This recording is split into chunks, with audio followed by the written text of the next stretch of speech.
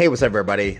Special episode coming to you on It Is What It Is podcast. I have my very special friend and guest, Pastor Lewis Wimbley. He is a rising spiritual influencer within the city of Chicago. I think he has a lot of great insight and a lot of great just attributes and things that the world needs, honestly. And I think that he can answer a lot of tough questions. We're going to focus on the church's response to COVID-19. Stay tuned for another episode of It Is What It Is podcast.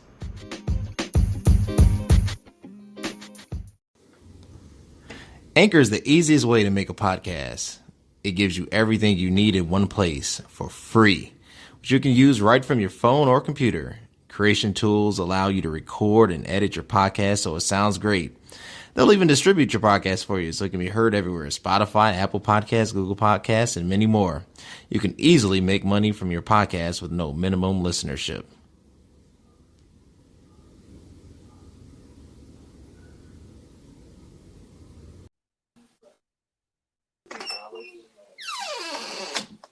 Hello. How are you, my man? Hey there, bro. How you feel, man? Doing well. You are live. Yes, sir. On yes, sir. It Is What It Is podcast. I appreciate you coming on, man. I just got a few questions. You know, you're a busy person with everything that's going on, right? Yeah. What is the church's response to all this? You know, man, that's such a loaded question because I mean, you have various responses from different groups. I think it all depends on how does the church see its responsibility to the world, because it's easy for me to say, you know, this is God's judgment. You know, God is judging the world. You know, and don't get me wrong, that's to me that's the easy way out. But if we were to go further in depth, I feel like the church's response to everything that's going on, I think this is the moment where the church should really show the essence of what it means to have faith in Christ.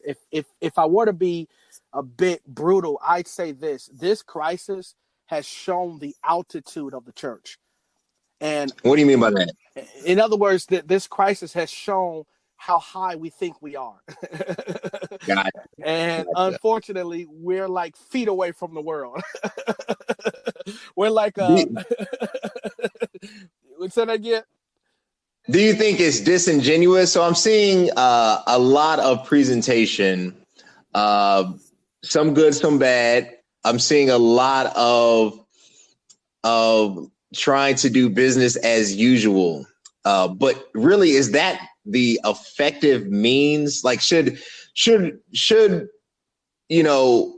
And I believe we should be sharing encouraging words and still promoting the gospel. But without the commitment to community, how is that message lost? Right, exactly. So the downfall of the church not gathering is it's definitely affecting that family feel, that family environment that the church creates. Does that make sense? Like coming together on Sunday morning, coming together whenever we have church, whether it's Saturday afternoon, Saturday night, whenever. It's more to it than just singing. Like, you got families that's coming together. You got you're sitting in the same building as three different generations. So I personally feel that we are being affected. Our community is definitely, if I can be straight 100% honest, I feel like the community of the church is definitely feeling this crisis from every aspect. I do feel that we need to not take this lightly. I don't like the fact that many are just going on as, you know, business as usual. I feel as if, you know, there needs to be more emphasis placed on what is this crisis doing and how is it affecting. I mean, think about the kids in our churches who can't graduate this year. You know what I mean? I mean, we got to go deeper. You know, think about the people that were looking forward to prom. Right. And, you know, and these are people that are sitting in our church, you know, and they're not going to get to experience this. It's like we got to really see the big effect of all of this, man. And I'll be honest, I never thought, the Lord told me that 2020 would be a year that we would never forget, but I did not think it would be like this. Let me ask you a question. Should the message be pull together and help, or should we still be focusing on giving? And I get it. You know, it takes a lot to run a ministry. I get it. Lives are affected. But is it a turnoff at this point when there's so many people? I was reading a jobs report.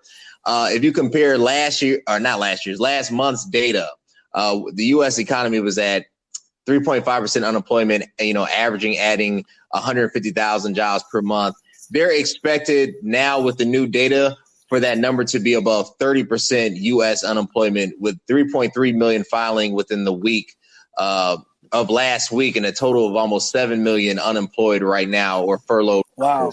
So when you say give, how is that translated? Like, is that like because we need it, or is that like business as usual when you hear it? I'll be honest with you. It feels like business as usual. It's almost as if like the church should be more honest and just say it. Yeah.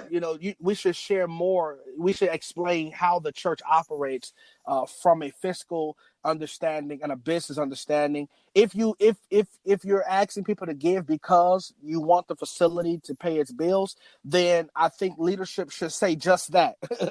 Does that make sense? Leadership should, if you're going to say that, say just that. Don't beat around the bush. Don't guilt trip people into doing it. But at the same time, understand that you're asking people who just lost their job to give out of the last reserves that they have saved, and they don't know when they're going to find employment again.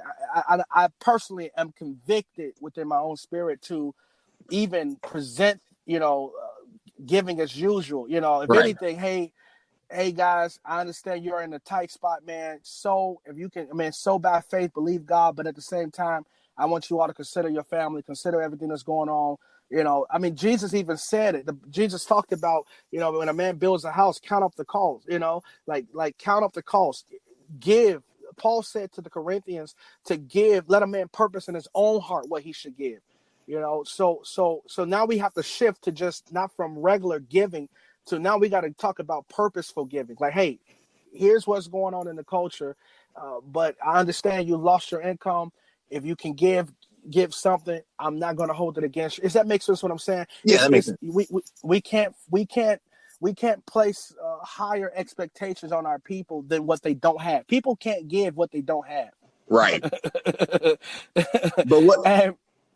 Go ahead. No, I totally agree with you. I think the practice of sensitivity has to be administered more effectively, but I guess my feeling is that how can we now implement it when necessarily wasn't implemented before? Right. You see what I'm saying? Like I always say that, problems just reveal the truth of the situation, right? So if that wasn't a practice before, how do you turn that on now? Right. It's almost like it's almost impossible to get people to do something that they wasn't doing before the crisis. Does that make sense? You're asking people to do something that they haven't done all year, and now crisis shows up, and they're definitely not doing it. So yeah, I totally understand, and we really need to reinvent how we raise finances within the church. I feel the church should have a separate LLC.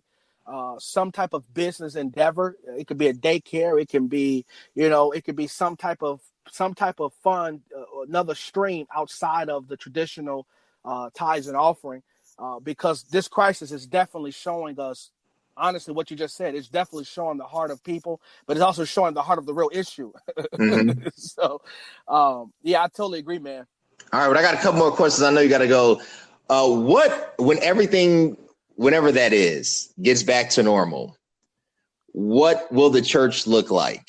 So if that's 6 months from now, a year from now, what will the church, because before I feel like it was so focused on mysticism. I'm not against it, being born and raised Pentecostal, but I feel like the lack of responsibility of mysticism was how the church was operating, right? Because there's no accountability. If you put everything on God, therefore, if it doesn't come to pass, it's not your fault anyway. So what does that look like now going forward? Let's say everything starts to click in June, July.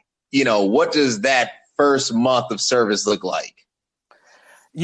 Honestly, I feel many are going to try to do church as usual. I feel many are going to look at it as a return to our original program. But in my honest opinion, the global church, there's going to have to be a shift. I feel the church is going to shift. I feel the church is going to look more like the book of Acts. And in the book of Acts, sure, they had large gatherings, but the essence and the substance of the book of Acts church was home groups. It was small groups. It was life groups. It was home groups. And we know this is true because there's a home group going on in the book of Acts led by a woman by the name of Lydia, and Peter shows up to a house. So we see these home prayer groups, these home studies all throughout the book of Acts. I personally feel that come June, July, August, whenever this returns back to normal, I feel there's going to be a greater emphasis on discipleship, real discipleship. Not necessarily flowing in the gifts, not necessarily, practicing what this person believes. I mean, true discipleship into the image of Jesus. And it's not going to necessarily be just on Sunday morning. I feel we're about to see a huge surge of home discipleship. But it's going to require the church to now identify what do we do? Like, who are we? Because honestly, a lot of churches without Sunday mornings, there's no definition as to who they are.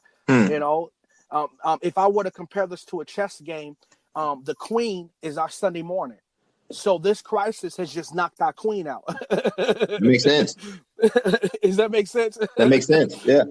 So you got the rest of the board, you got the pawns, and you got the rook and the bishop. Like, okay, what are we doing? That's how the church feels right now. And that's really because we made Sunday mornings our queen when our queen should have been discipleship on every level.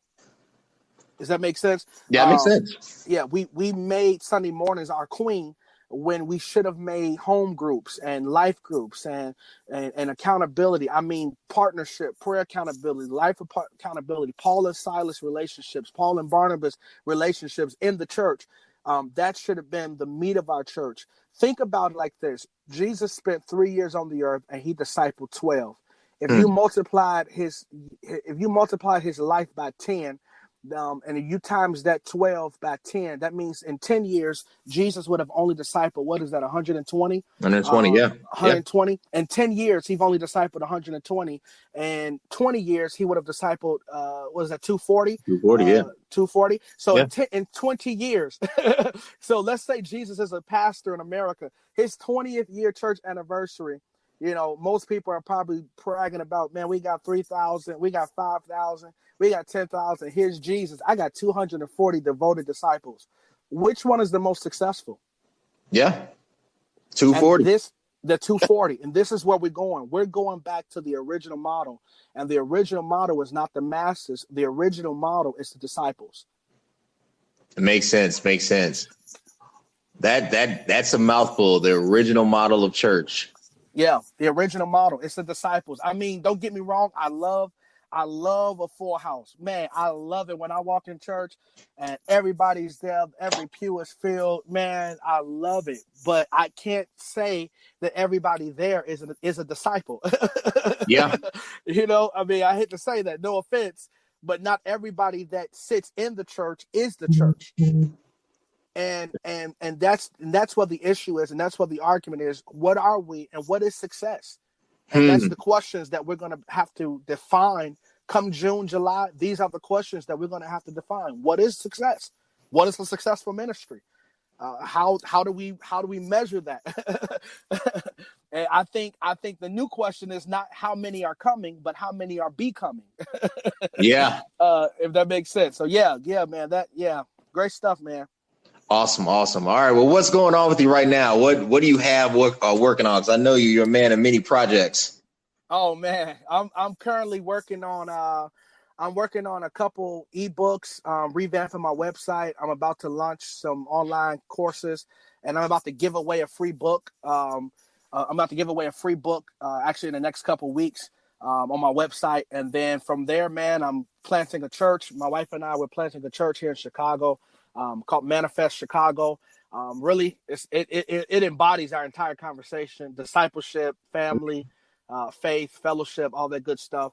And so, yeah, that's where we're at right now, man. Manifest, writing some books, releasing some product, all on my website. Yeah, that's pretty much what I'm working on. What's the name of the website? What's the name of the book?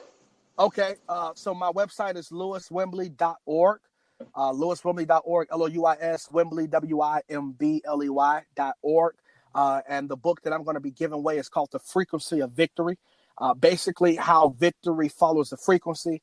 And in the book, I talk about the further away you get from the major city, no matter where you live at, you tend to lose your favorite radio stations because frequencies were meant to travel at a certain proximity. And so the further away I am from Chicago, it's harder to hear certain stations I like. So that's the same thing with victory. The further away I am from victory, the further away I am from where God called me, I tend to lose the frequency of victory. So it's a book on how to get back to the center, basically. Gotcha. All right. Well, tell the people, where can they connect with you? Where are you at on IG? Yeah. My Instagram handle is Lewis Wimbley. My Twitter is Lewis Wimbley. Facebook, Lewis Wimbley. I lead a paraministry called Lewis Wimbley Global Ministries, church called Manifest Chicago. So, yeah, follow me, IG at Lewis Wimbley, and I'll respond, connect, and we can chat it up, talk it up, and go from there. All right, guys, we heard it first. This is the rising spiritual superstar in our native Chicago, Illinois, Pastor Lewis Wimbley. You can connect with him, buy his book, subscribe to him, follow him on IG, hit him up and annoy him like I do. I appreciate it, man. Man, I love you, man. Thank you, bro. Love you too, man. All right. What an amazing episode. What an amazing topic coverage from none other than the Pastor Lewis Wimbley. This has been a great episode. I enjoyed connecting with you again. We have some amazing content coming down the pipeline, some things in store. Connect with me on IG on CVMK33. Love to share kind of what we have. Let me know if you got some ideas you want me to cover. But until next time, thanks.